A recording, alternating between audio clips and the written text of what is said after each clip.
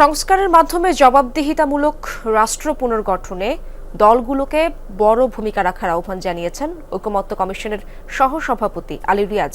সকালে জাতীয় সংসদ ভবনের এলডি হলে গণতান্ত্রিক বাম ঐক্যের সাথে সংলাপ শুরুর আগে বক্তব্যে তিনি আরও বলেন, 53 বছর ধরে গণতান্ত্রিক রাষ্ট্র তৈরির আকাঙ্ক্ষা ব্যর্থ হয়েছে বারবার।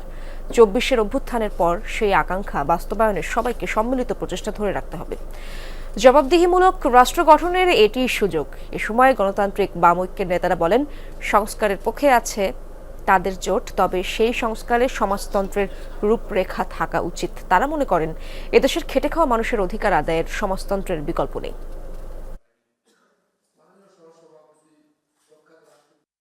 ফ্যাসিস্ট শাসকের পলায়ন প্রাথমিক বিজয়কে নিশ্চিত করেছে, কিন্তু আরো বড় দায়িত্ব আমাদের উপর অর্পিত হয়েছে, তা হচ্ছে এই রাষ্ট্র কাঠামোকে পরিবর্ধনের মধ্য দিয়ে, সংশোধনের মধ্য দিয়ে অগ্রসর হওয়া। সংস্কারের যে প্রস্তাবনা, সেখানে আমরা মনে করছি যে সমাজতন্ত্রের একটা রূপরেখা থাকা উচিত।